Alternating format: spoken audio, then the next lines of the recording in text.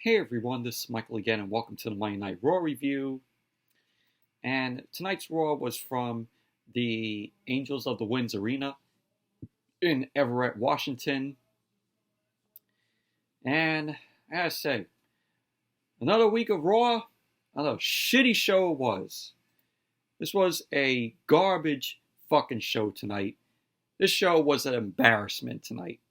Fucking embarrassment. There was only two things on this show that I liked, which I'll get to.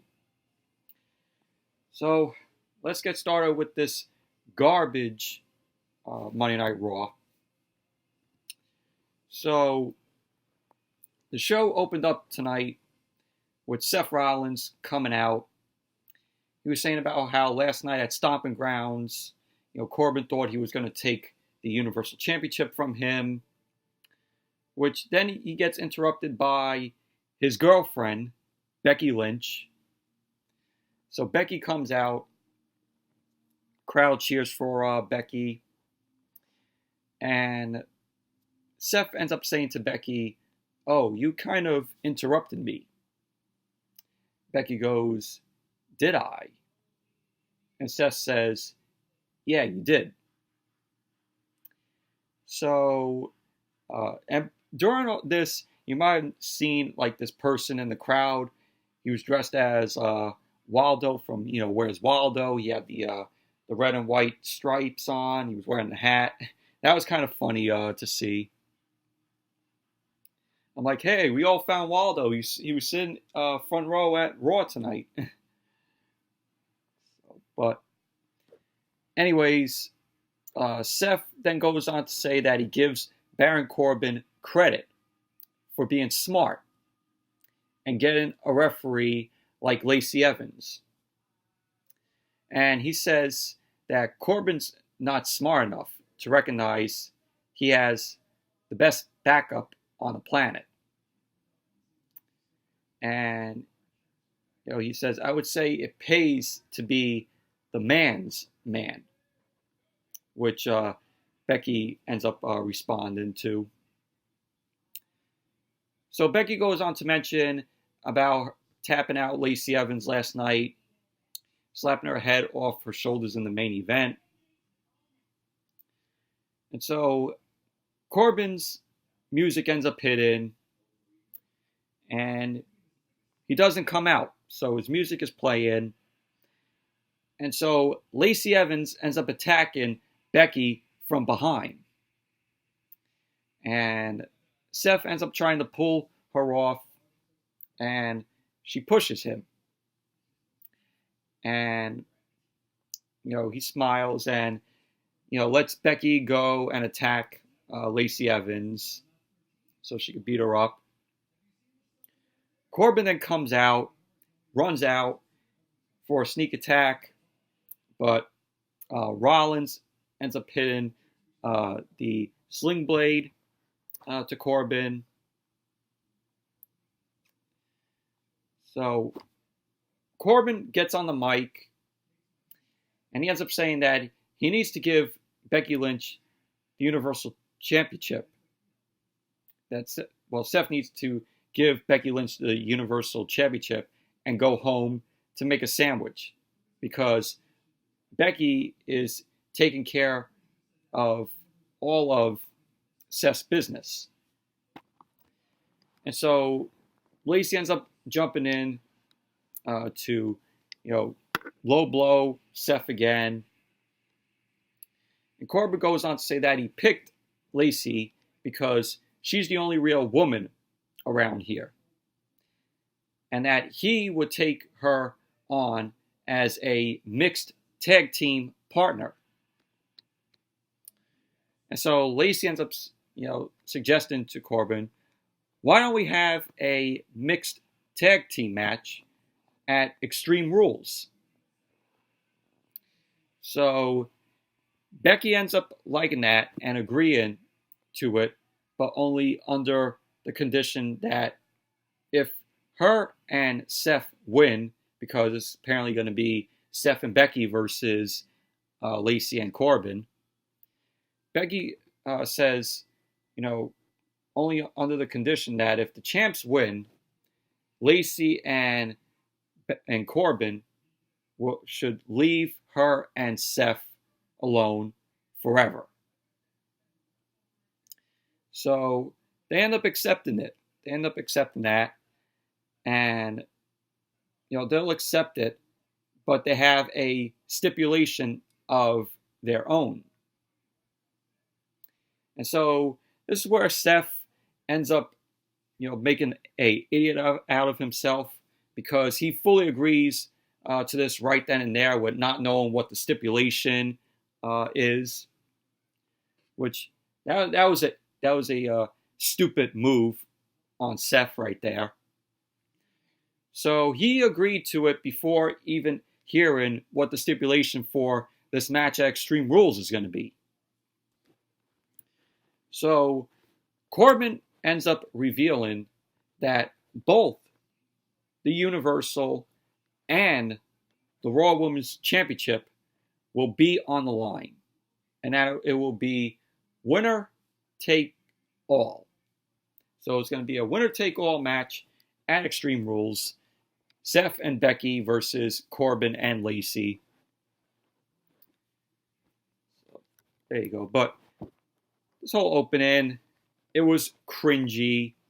And you could tell that, Seth and Becky, you could tell that they're not happy with this because WWE is basically making their relationship public and they want to do their own with it. I'm like, just leave them alone. Leave their relationship to them. It's private. It's a private relationship with them. We all know that they are dating. So, but really, does WWE need to do this? I ask you.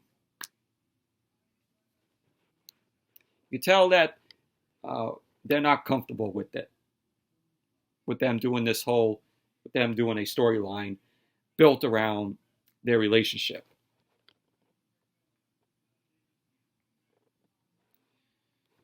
So after that segment, we went to a 8-man tag team elimination match. It was the Usos versus Daniel Bryan, Rowan, the Revival, and the New Day. And this match, it was meh, in my opinion. So the Revival end up eliminated by accident Daniel Bryan and Rowan. The SmackDown Tag Team Champions were eliminated first. And then the Revival end up hitting the Shatter Machine to Xavier Woods. And they end up eliminating the New Day, Xavier and Big E. And so that just meant that they had to restart the match as a regular tag team match. So it was the Usos versus the Revival. And we've seen this before with them. And the Usos end up winning the match. It had a little nice finish where Scott Dawson ended up suplexing Jimmy from the top. And then Jay went to the top, ended up doing a splash onto Scott Dawson to get the pin. So the Usos end up winning the match. But all in all, match was meh. And we've seen it before with the Usos and the Revival. It's nothing new. Nothing new.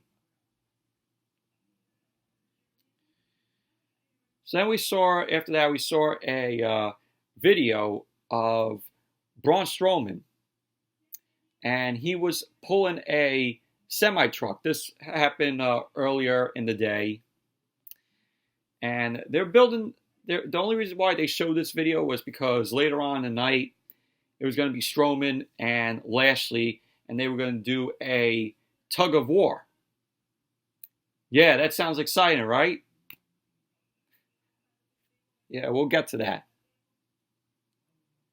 So we saw that. So then we had Miz TV. The Miz came out. He says his guest will be the 24/7 champion, R-Truth, and Carmella. So they both were the guests. And as they made their way down to the ring, they were looking over. Both of them were looking over their shoulders, so the jobbers wouldn't come down there and pin R-Truth. So we saw R-Truth. He was wearing a shirt and it read, "Truth is 24/7." And it was pretty cool. And he starts checking underneath the ring before he got in, see if there was nobody underneath there. And he says, R-Truth says, he trusts nothing and no one at this point. So the Miz reassures R-Truth that it's okay to enter the ring for the interview. So the Miz ends up telling Truth that the 24/7 rules are suspended during the course of the interview. And so Miz ends up talking about how wild the 24/7 championship has been since its inception. It's been wild. It's been nothing but stupid. It's been nothing but stupid. Every time that the Jobber Ninja Turtle 24/7 championship is on TV, it doesn't work out. I'd say it is working on social media. It is working on WWE's YouTube channel and on Facebook. Keep it there because people like it on social media. The views are up on WWE's YouTube channel whenever they upload it, whenever a 24/7 video is uploaded. It works on social media. When it's on TV, it's a fucking mess.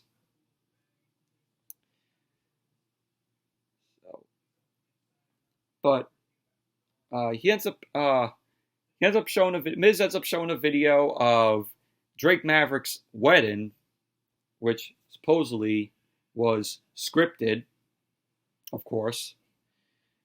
And we saw Drake Maverick. He was wearing the title, and they show where the referee was there, and R-Truth rolled Drake Maverick up from behind and won back the Jobber Ninja Turtle 24/7 championship. So it's on WWE's YouTube channel. So it happened during the weekend, so you could go check that out.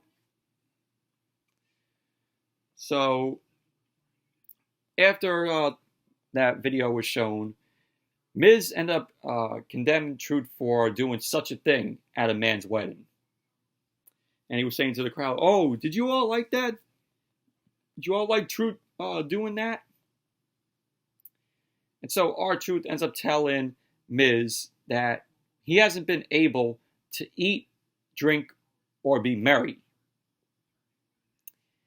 And he ends up saying that he's even got wrestlers showing up to his house, superstars showing up to his house, pretending to be police.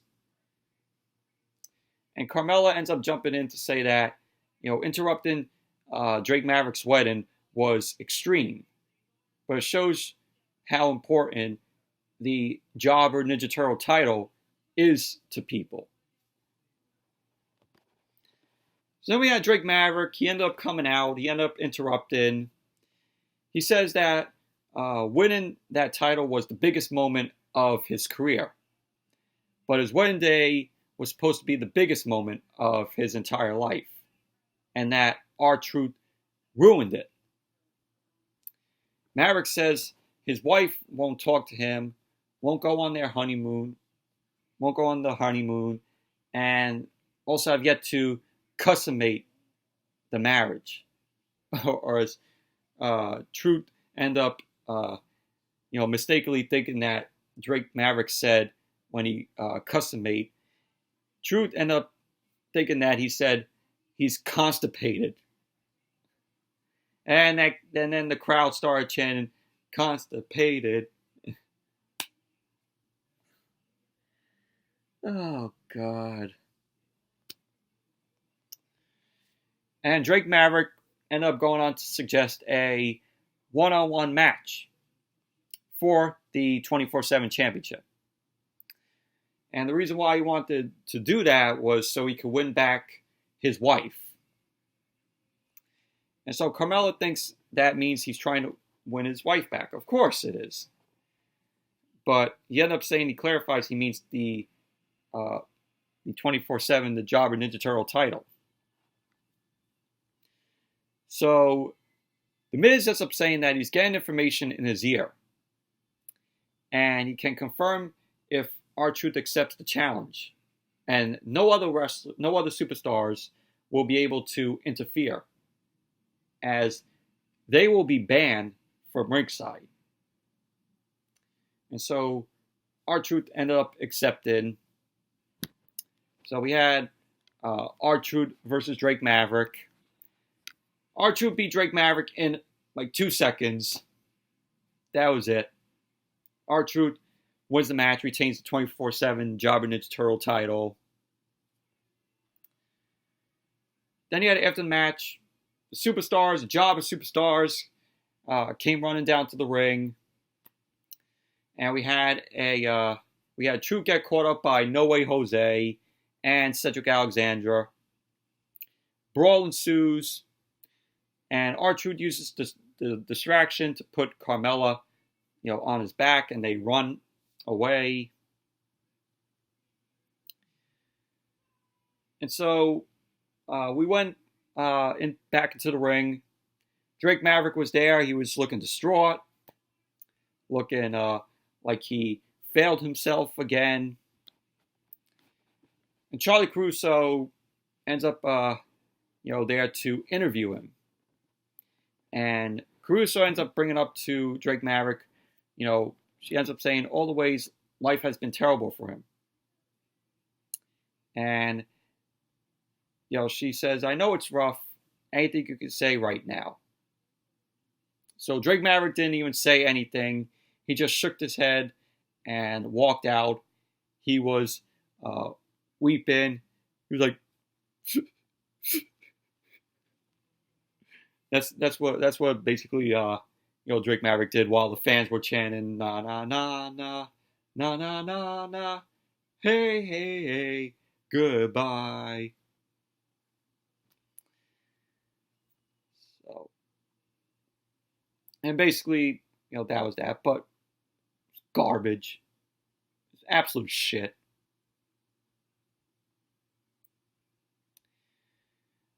So then after that, we saw Lacey Evans backstage. She runs into Baron Corbin. She says she wants to be Raw Women's Champion. And Corbin ends up saying that he's equally ready to vanquish Seth Rollins. He said he's tired of everyone acting like he's Superman. And Lacey says they know his weakness, and that's Becky Lynch. And so Corbin ends up understanding that. And Corbin says if him and Lacey can beat them both, they could be the new power couple of WWE. I got chills from thinking about that. Ugh. Garbage. So then we had the 2-on-1 handicap match. Shane McMahon and Drew McIntyre versus Roman Reigns. And before the match got underway, Mike Rome, Raw ring announcer Mike Rome, made an announcement. And he said, this match is not going to be a 2-on-1 handicap match. It will just be a 2-on-1 match, which means Shane and McIntyre doesn't have to tag in and out. So Roman has to take on both of them. And so Shane and McIntyre took control. They were being down on Roman when Roman came out. McIntyre took the steps, hit the steps at Roman, and they start beating up on him. And both Shane and McIntyre set up Roman while Shane was attempting to do the coast to coast, because McIntyre was holding Roman in the corner.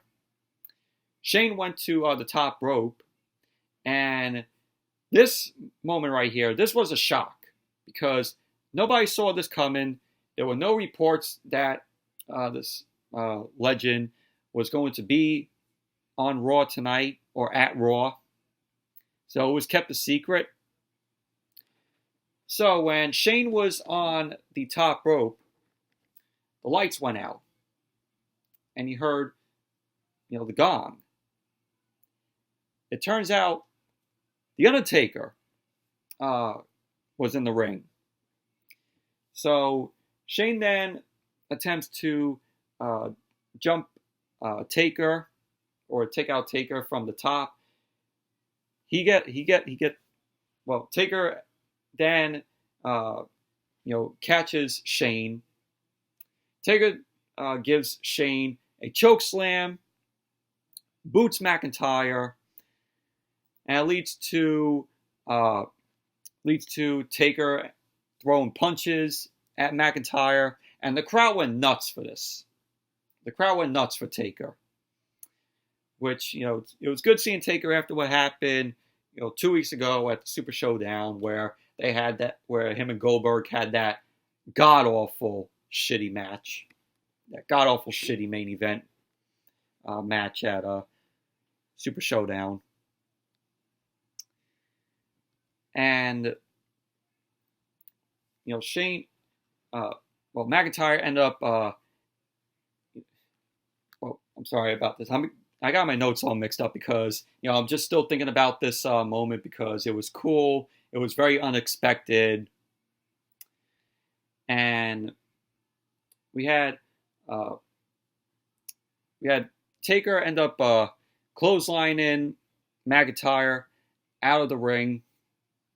He ended up delivering one to Shane also, so Taker ended up clotheslining Shane out of the ring.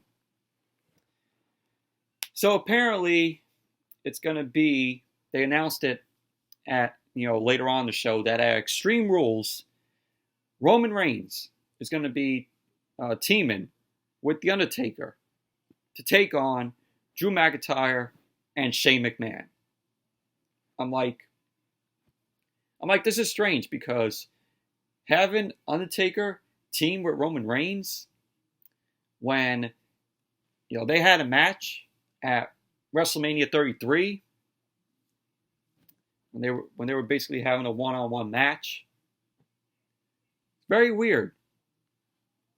Very weird. But, the only reason why I could tell that they bought Taker here was for the ratings, because Raw's ratings have been have been shit. They're in like the 2.1 range. Soon they're possibly going to be hitting 1.9, 1.8 ratings. I wouldn't be too surprised if the ratings keep going low, if they hit in the low ones or the high ones around there, like a 1.8, 1.7. I have a feeling it's going to be coming. It's going to be coming soon. So, but it was an awesome moment. It was something that we weren't expecting, because there was no reports, no rumors that The Undertaker was going to appear tonight on Raw. So it was a good surprise. It was a nice surprise. Then we had this boring shit. We had the tug of war between Braun Strowman and Bobby Lashley. And, we see Lashley was the first to start pulling Strowman to the red line. Then Strowman ended up pulling Lashley over the line. Lashley starts punching Strowman. He throws Strowman into the ring post. Lashley ends up wrapping the rope around Strowman's eyes. And we see Lashley tries to tackle Strowman, but Strowman ends up shoulder tackling Lashley. Then Lashley ends up coming back and throwing a punch at Strowman and then taking off. But this was just a waste of time. It was a waste of fucking time. Sorry about that, but I was saying, it was garbage. It was a waste of time with this whole tug of war shit. Then we had Charlie Caruso. She was interviewing AJ Styles about why did he challenge Ricochet on Styles' first day back from his injury. And so Styles ends up talking about how his rehab went. He said it went well. So Caruso ends up cutting Styles off to say she wants to know why he challenged Ricochet. So Styles ends up talking about the match with Samoa Joe. And we hear No Way Jose's music goes off. And he notices something that, he doesn't like. And we see Karl Anderson and Luke Gallows dancing along. I see that, I'm like, oh my God. What are they doing? What are they doing with Gallows and Anderson? They're making these two look like fucking jobbers. Well, they really are, jobbers. That's what WWE is making them to be for, these few years. And so Styles is mad that, both Anderson and Gallows are acting like this when they have a match with the Viking Raiders. Oh, I'm sorry. The War Raiders, tonight. So Anderson and Gallows claim that it's okay because they're at the top of their game. So Styles wants to know why they lost last week, if that's the case. He goes on to say he wonders about the two guys he knew from Japan, who were former champions. So Anderson looked like he was getting pissed, and Gallows ends up saying, we'll just prove him wrong right now. So that was that, but fucking embarrassing with Gallows and Anderson. Dancing along to No Way Jose's music and No Way Jose's conga line.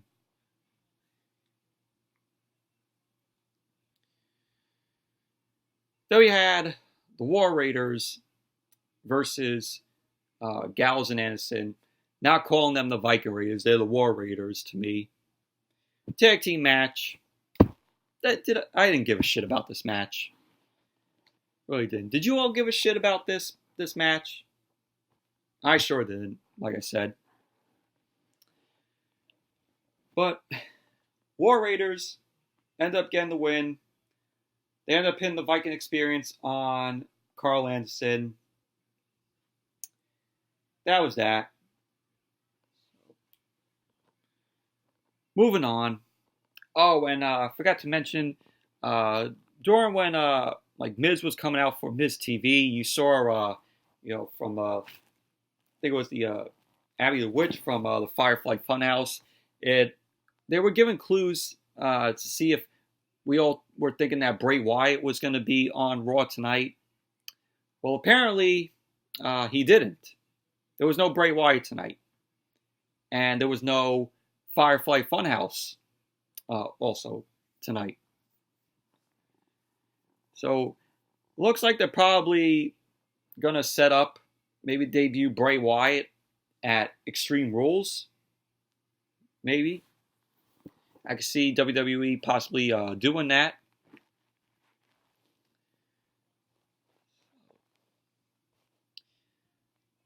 But yeah, so no Bray Wyatt tonight. But after War Raiders versus Gallows and Anderson.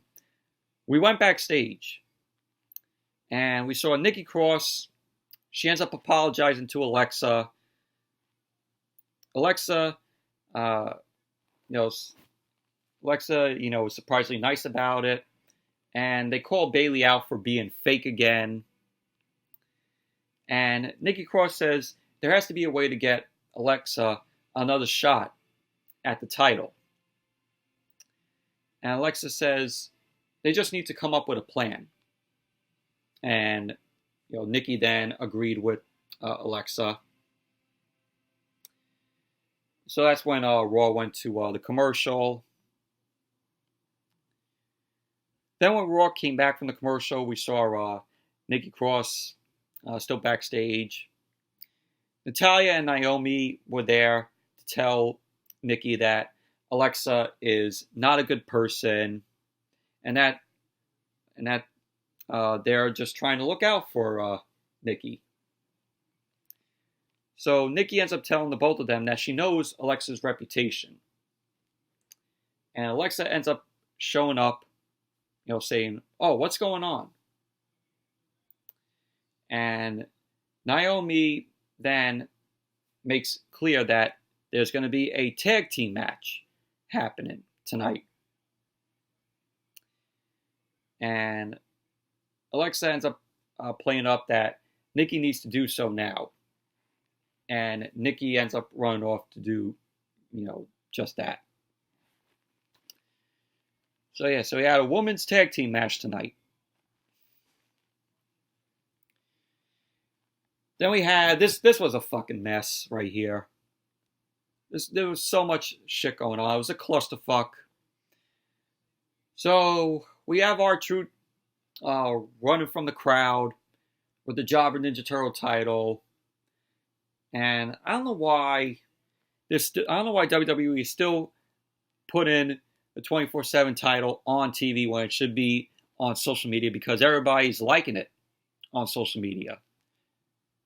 Like I said, whenever it's on TV, whenever this title, this ugly ass Jobber Ninja Turtle title is on TV, it's a fucking mess.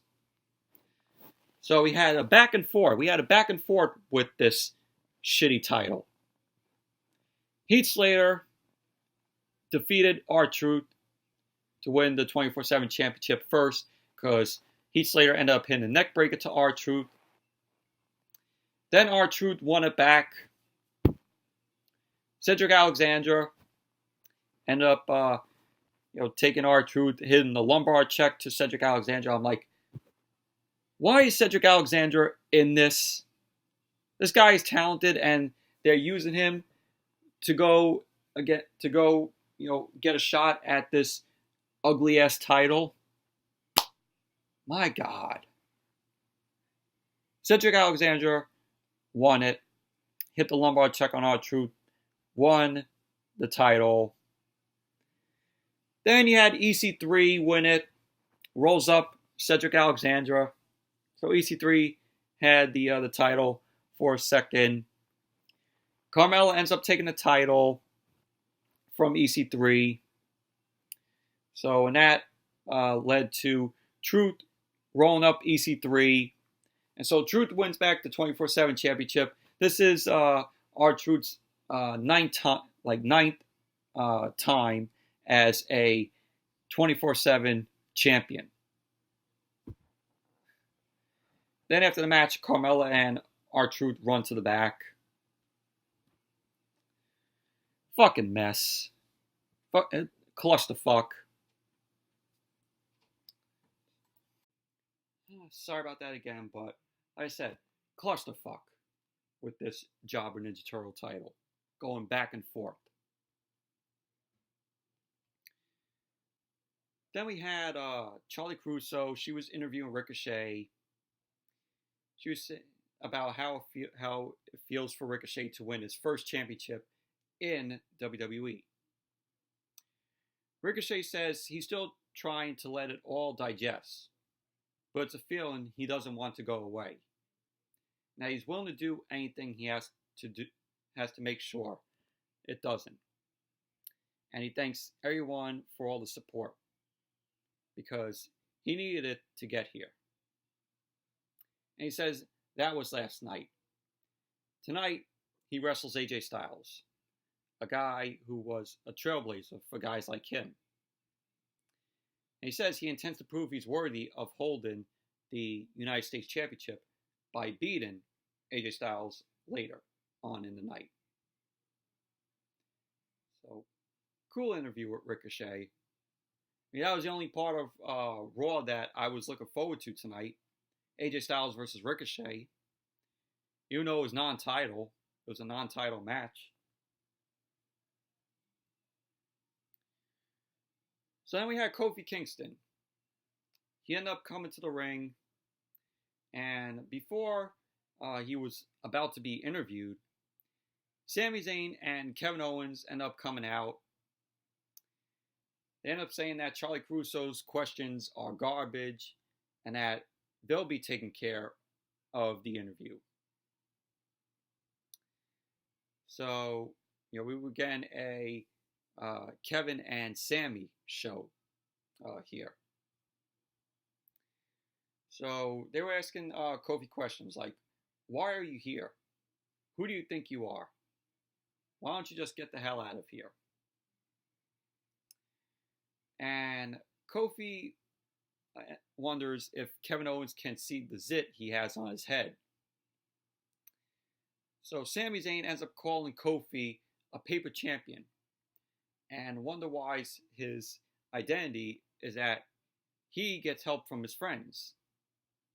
The same friends that him and Owens destroyed at Stomping Grounds. And Sami wants to know why Kofi uses his friends.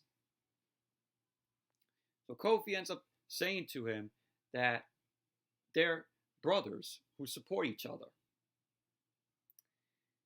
And he beat Kevin Owens all by himself at Money in the Bank.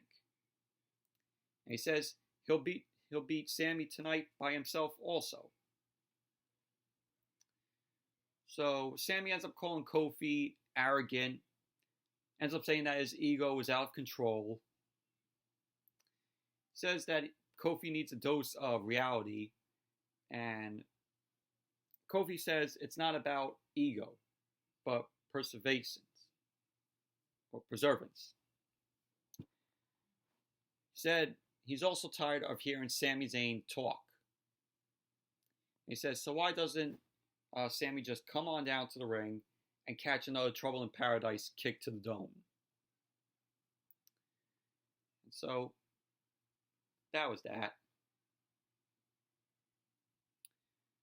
Then we had a match, Kofi Kingston versus Sami Zayn. Seen this before. Match itself, it was meh at best. Kofi ended up getting the win.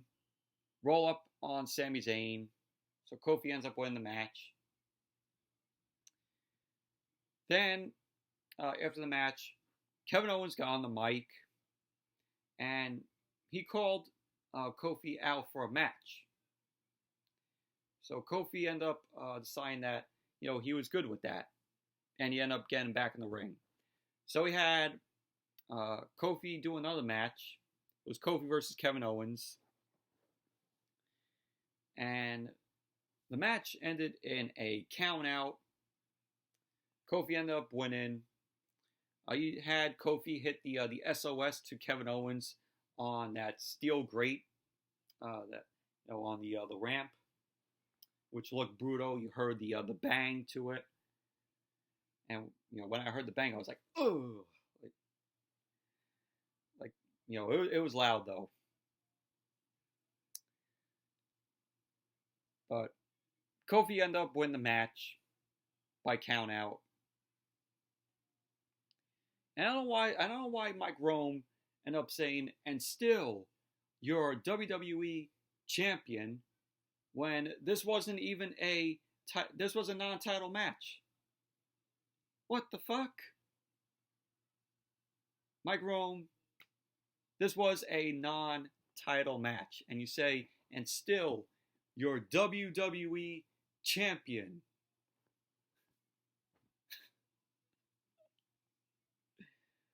Oh my god. Then you had after the match, Kofi ends up taking down both Sami Zayn and Kevin Owens. Then you had Samoa Joe. He ended up coming out of nowhere, comes from behind, attacks Kofi, throwing Kofi into the LED board.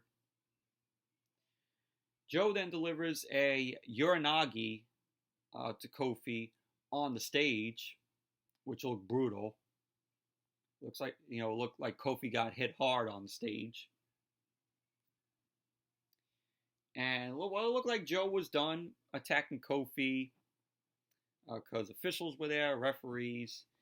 And then Joe comes back, locks in the Coquina clutch on Kofi. And that was that. But I'm like, oh, since Joe lost the United States Championship last night, isn't he supposed to be going for his rematch with Ricochet? But then he's moving on now to Kofi. This doesn't make any sense. Unless they're trying to set up, Kofi and Samoa Joe, which that would be pretty cool. Joe going for the WWE Championship. But I was hoping that Joe would get his rematch against Ricochet, because apparently the rematch clause is still in effect when WWE said, oh, there will be no more rematch clause. Clearly, they forgot about that, because the rematch clause is still there. It's still intact by, them giving rematches. But anyways, that was what happened after Kofi and Kevin Owens. Then we had Alexa Bliss versus Naomi. This was a short match. Alexa Bliss won. DDT on Naomi. Yet after the match, Alexa ends up attacking Naomi. She then tells Nikki Cross to do something to Naomi, which Nikki Cross ends up shoving Naomi. Natalya ends up coming out, and both Alexa and Nikki retreat out of the ring. But the match itself, it was short. Nothing great. Then we had the women's tag team match. Alexa and Nikki versus Naomi and Natalya. This was okay. Not great or perfect by any means, though. But Alexa and Nikki got the win. Nikki ended up tagging in Alexa, and then Nikki went for the spin neck breaker on Natalya. Alexa came in, pinned Natalya. So there you go. Alexa and Nikki end up winning the match. But match itself, it was okay. Then you had the main event. AJ Styles versus Ricochet. This was a good match. This was a very entertaining match between the both of them. This was a dream match. And both Styles and Ricochet were very entertaining. They gave it all they got here. The wrestling from both of these guys were good. You had Ricochet take a big back body drop from Styles. And, AJ Styles end up winning the match. Phenomenal forearm to Ricochet, because Ricochet was on the top. He was going for the 630, but Styles ended up moving out of the way. And that's when Styles attempted the phenomenal forearm to Ricochet. So Styles ends up winning the match. And I'm like, you have Ricochet win the United States Championship last night. And now the next night you're having him lose to Styles. I mean, come on now. But at least, it was a good match. It was a very entertaining match between these guys. Then you had after the match, Styles and Ricochet showed respect to each other. And that's how Raw ended. All in all, entertaining main event. It was a good match, and both Styles and Ricochet gave it all they got. They were very entertaining, and the wrestling was good from the both of them. Yes, anyways, that's it for my review of tonight's Monday Night Raw. Thank you all for watching. Hope you all enjoyed this review, and definitely give the video a thumbs up, comment, subscribe, and until next video, I'll see you all later.